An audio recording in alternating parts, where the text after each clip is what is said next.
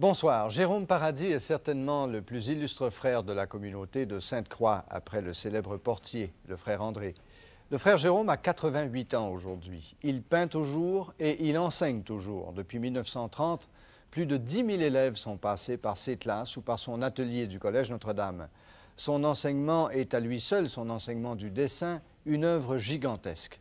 Son approche révolutionnaire et son amitié aussi pour le chef de file des automatistes Paul-Émile Bordua, son seul maître après Dieu, lui ont valu la réprobation, même l'exil.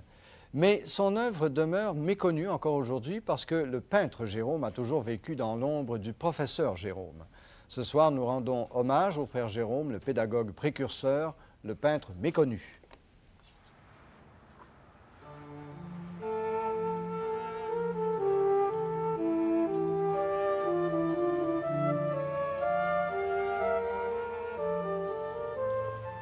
Jérôme Ulrich Paradis a 88 ans.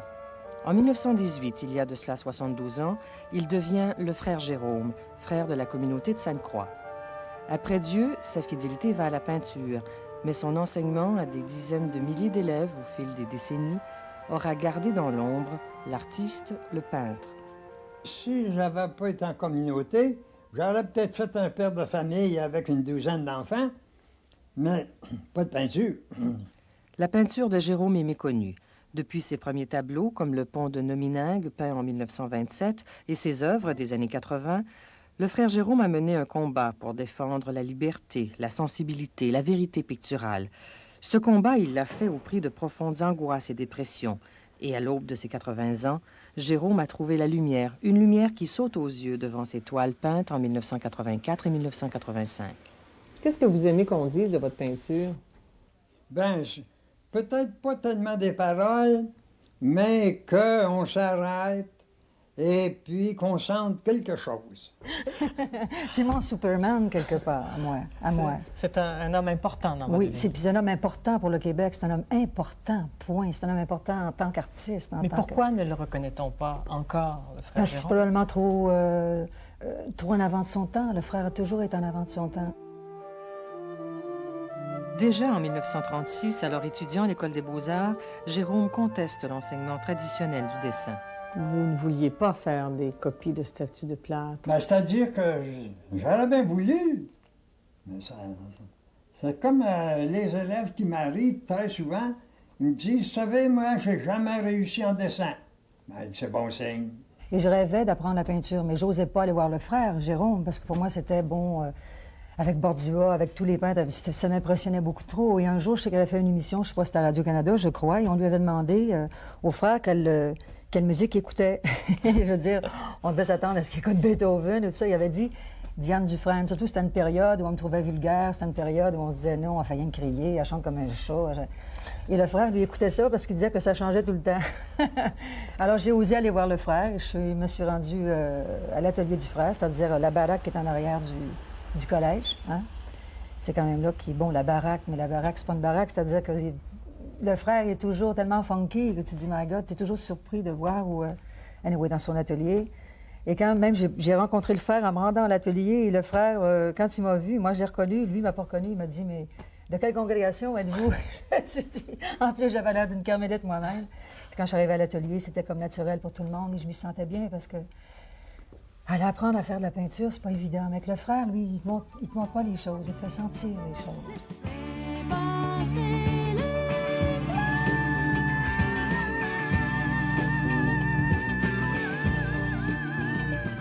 Ses premiers clowns, Diane Dufresne les dessine à l'atelier du frère Jérôme, où, seule, devant sa feuille, elle va jusqu'au bout de sa créativité. C'est dans ses premiers dessins, ça. Très sensible déjà, puis elle copie pas, hein? Puis, d'année en année, avec tout ce qu'elle fait dans le monde, dans ses tournées, ça paraît dans ses choses. Elle s'est intégrée dans sa peinture. Cette pédagogie, Jérôme s'en est inspiré chez Paul-Émile Bordua, son seul maître après Dieu. On arrivait tous les mercredis. C'est entendu que Bordua venait, on lui donnait 5 $. Pour venir superviser les travaux d'élèves. Oui, puis on le gardait même pas super. Moi, je ne demande jamais rien à mes élèves. Je peux leur suggérer tel ou tel exercice, par exemple, tel ou tel thème. Mais l'élève devra là le faire comme il pourra, et uniquement le mieux qu'il pourra, pas plus que le mieux qu'il pourra, et sans aucune sorte d'aide de ma part.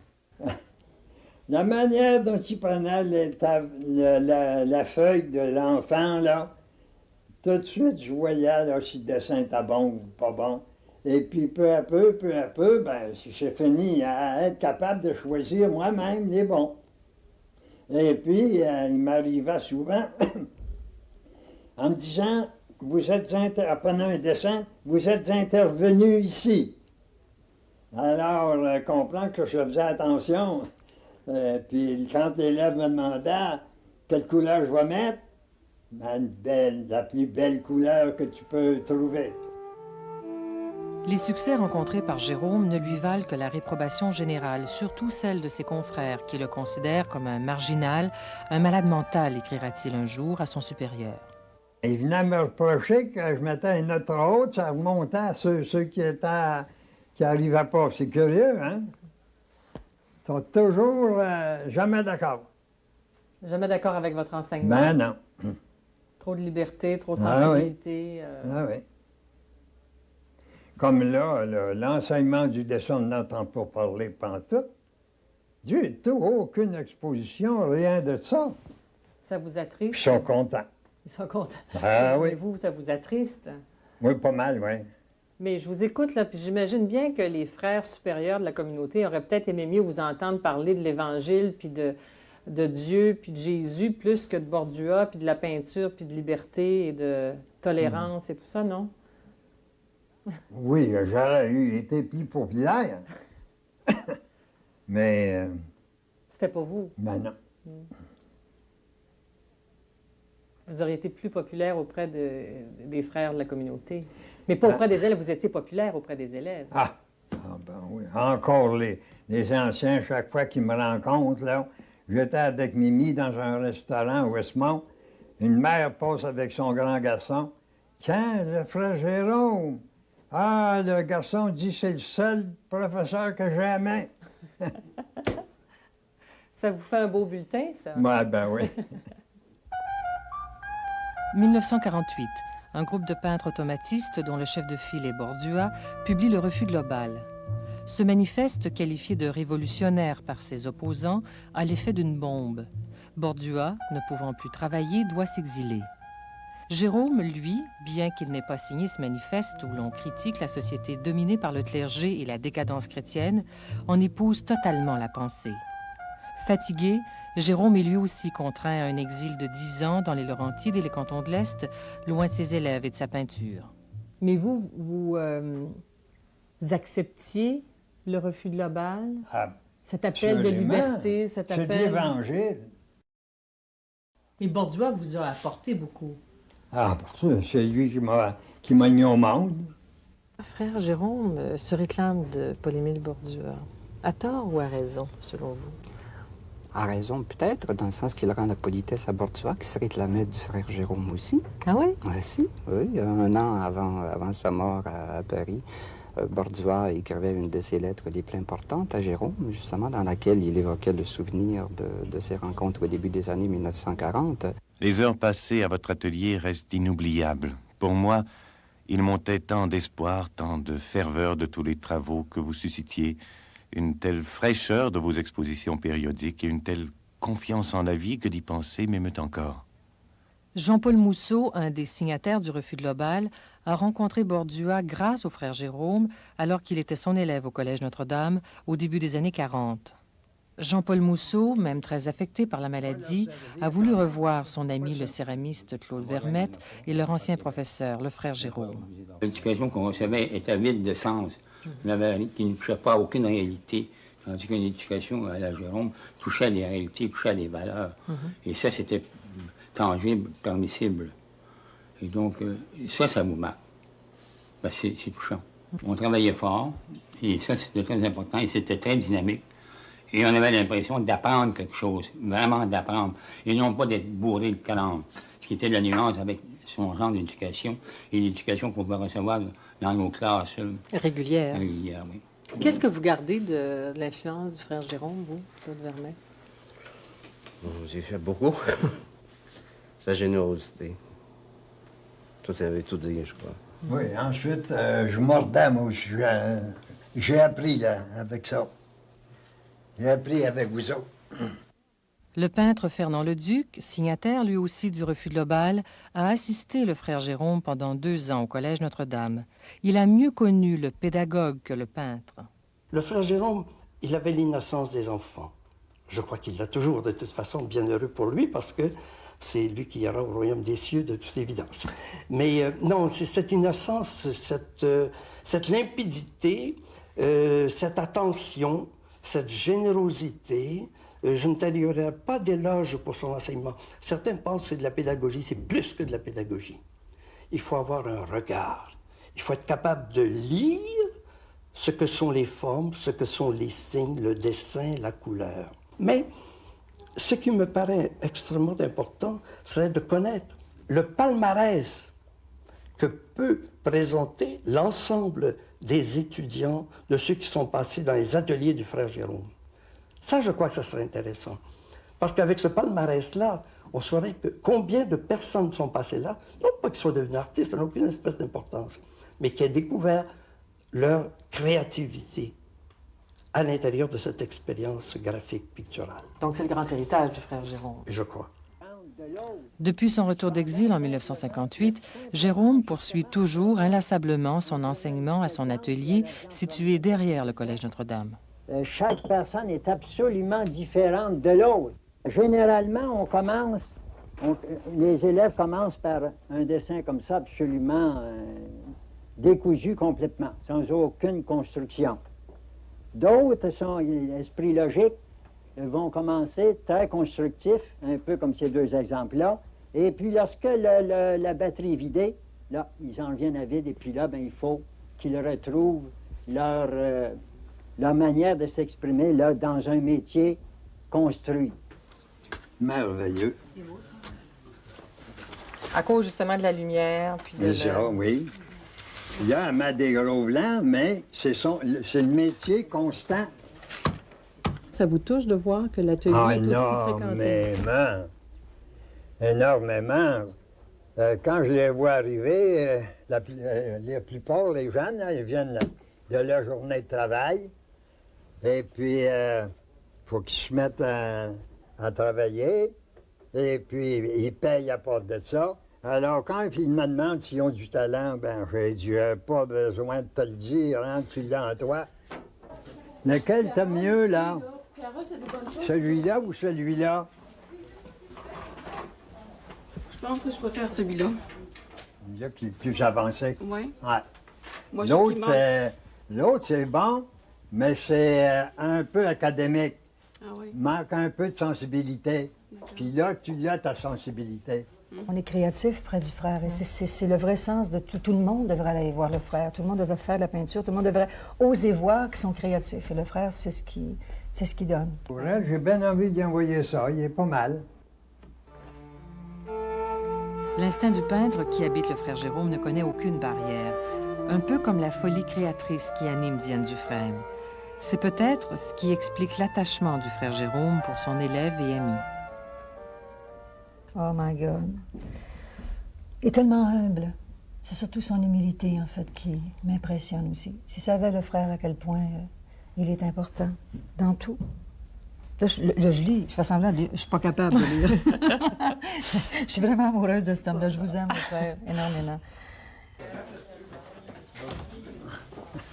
Je vais me prendre dans la couchette, ça continue.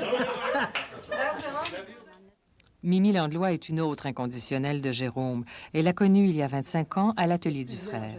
Oh, c'est incroyable le nombre de personnes qui ont passé ici. Moi, j'en ai vu de toutes les couleurs. L'époque des défroqués, l'époque des drogués, le LSD. On a eu les prostituées, on a eu des sœurs, on a eu des professionnels. Tu sais, je veux dire... Mais c'est une grande tolérance avec ce que vous dites, ce que vous venez d'énumérer. Parce que lui, il n'a jamais regardé la différence. Tu sais, je veux dire, là, ce qu'il regardait, c'était le dessin. Et puis ce que vous avez vu comme revision, c'était le même dialogue avec n'importe qui, qu'il ait un titre ou pas. Ah, je madame, beau garçon! Et tabarouette, hein? Ça me donne belle barbe, Père Noël! Au début des années 60, Raoul Duguay était de ceux qui fréquentaient l'atelier du frère Jérôme parce qu'ils y trouvaient la liberté, qu'ils pouvaient aller jusqu'au bout de leur folie créatrice. Ce que je me disais en me rappelant à vous, c'est que vous avez été le premier à me donner un coup de pied dans le cul pour que je réalise ma folie créatrice. Puis le premier happening que j'ai fait, c'est vous qui étiez derrière ça. Je l'avais fait ici, au Collège Notre-Dame. Vous vous rappelez, je prenais je prenais une bouteille d'encre, puis je me donnais un swing, puis j'allais cracher sur un mur. Oui, dans un vernissage, hein, 400 personnes en arrière. Oui, j'ai craché sur, je faisais ça direct. Oui, et puis, j'avais trouvé des tuyaux d'instruments. Je me patentais des instruments dont la cloche était à 60 pieds. Je tuyautais tout ça. J'avais un fan noir, mais ça, je trouve que c'est la faculté que vous avez toujours eue comme pédagogue de dire à quelqu'un, t'as du jus, donne-les. Moi, ça m'a fait ça. Donc, merci. Mais il est beau, là. Là, je le trouve beau comme ça. Ça, là, c'est beau. C'est beau.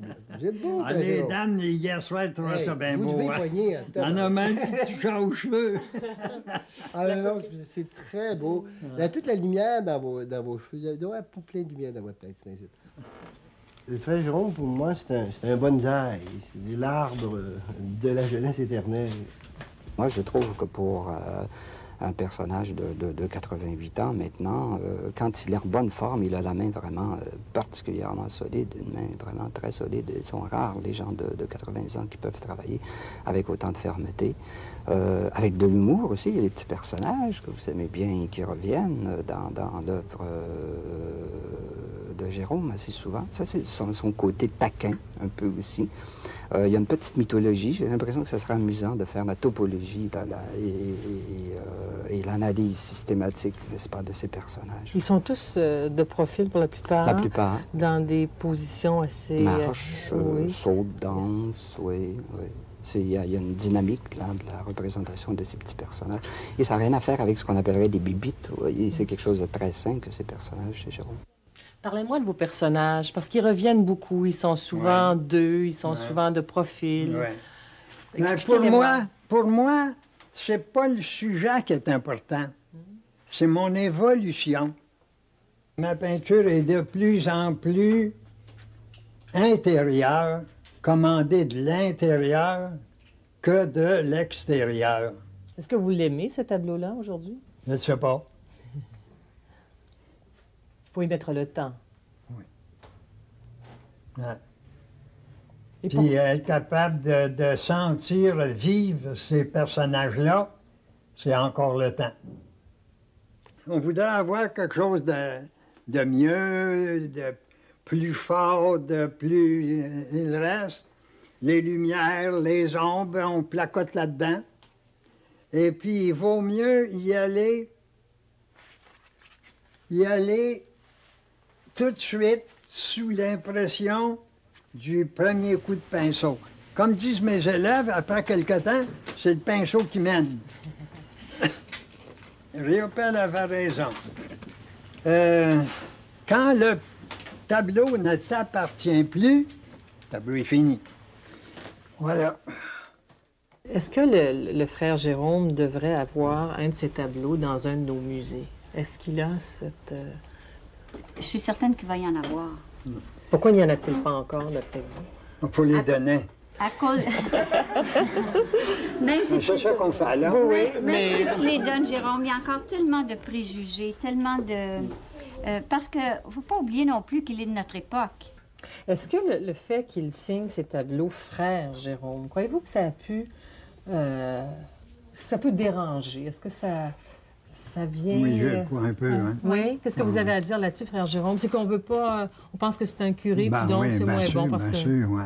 Est-ce que ça vous blesse? Ça vous fait de la peine, ça? Comme je vous ai dit, il faudrait que je me fasse de la peine avec ces choses-là. Je suis à crever actuellement. Hein? La peinture du frère Jérôme n'est pas reconnue au même titre que celle de ses contemporains, les Leduc, Riopelle, Bordua. Mais est-ce seulement à cause des préjugés? Est-ce seulement parce que Jérôme Paradis est un religieux?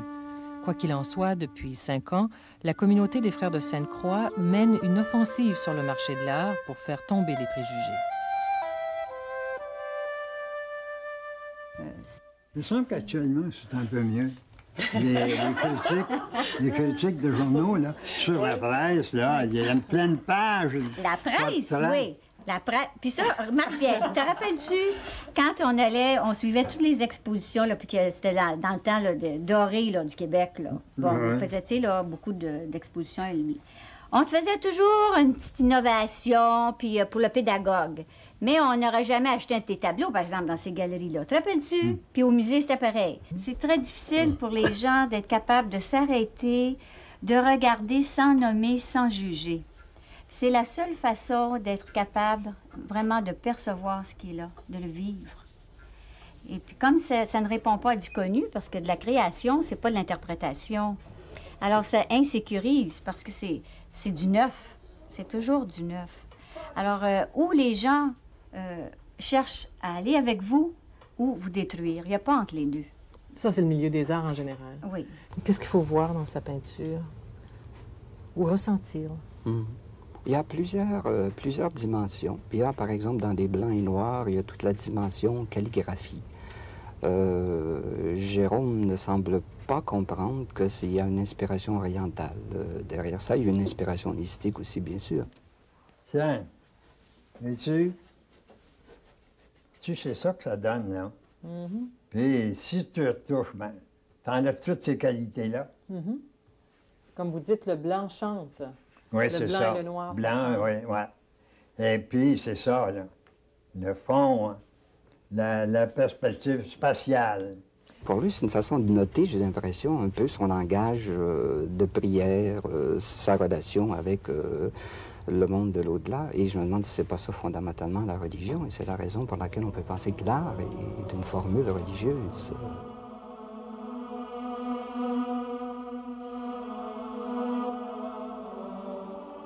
La vie du frère Jérôme est un long chemin de croix, ponctué de grandes angoisses, de grandes dépressions et de grandes joies aussi. Est-ce que le frère Jérôme est encore et a été un homme heureux toutes ces années? Je le crois, oui. Oui. Qu'est-ce qui vous rendait heureux? Qu'est-ce qui faisait que vous aviez le grand bonheur? Dieu et la peinture. C'est les deux pôles qui m'aident à... Même lorsque mes confrères puis ma famille ne reconnaissaient pas ma peinture, une de mes œuvres qui m'a supplié d'en rapporter une de mes peintures abstraites, là, il a fallu que je la rapporte. Et puis, même dans ce temps-là, C'est Dieu qui vous confortait? Oui, je comprenais que ces gens-là ont des préoccupations que moi, je n'ai pas. Et puis, une éducation que j'ai eue qu'eux n'ont pas. Les grands savants scientifiques ne sont pas compris puisqu'ils sont aussi isolés que le peintre, surtout le poète. Ça, le poète, c'est ce qu'il y a de plus isolé. Aujourd'hui, Jérôme vit une semi-retraite. Après ses séances de travail à l'atelier du Collège Notre-Dame, il passe quelques jours au Grand Saint-Joseph, la maison de repos de la communauté. Actuellement, là, vous allez voir ma chambre là-bas, c'est rempli de dessins de tout différents. Alors, moi, c'est une vie pour moi. Je suis encore vivant, puis je suis encore jeune. La peinture, pour vous, dans le fond, c'est la vie. Oui. Ouais. Bien sûr, oui. Tandis que je vois nos pauvres vieux, là, qui ont toute la journée à passer, et puis ils dorment mal, 2 heures par nuit. Moi, je dors mes pleines nuits, j'ai de l'appétit. Continue à rester jeune, tu vas continuer. Ben oui, pauvre toi. Tu me donneras... Tu viendras me donner des poussées des fois de ma chaise. Bonne chance. Merci beaucoup pour le Jérôme. Très bien, Daniel. Daniel, hein? Oui, Daniel. Daniel, hein? Oui. Ouais. Quelle place a eu la foi dans votre vie? Est-ce que c'était un guide? Est-ce que c'était ce qui vous animait? C'est un puits, je pourrais dire, quand on veut s'en servir, qui est inépuisable. Il y a toujours de l'eau dedans. C'est la foi, ça, pour Ouais. vous? Parce que ça fait 72 ans que vous êtes en religion. Ouais. Et la religion, c'est votre pain quotidien. Oui. Bon. C'est votre pain quotidien. C'est ça, ouais. Oui, oui.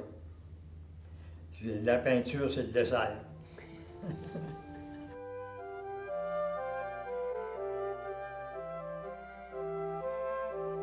Le religieux et l'artiste semblent enfin vivre en harmonie. Jérôme Paradis, l'homme blessé, a trouvé la paix.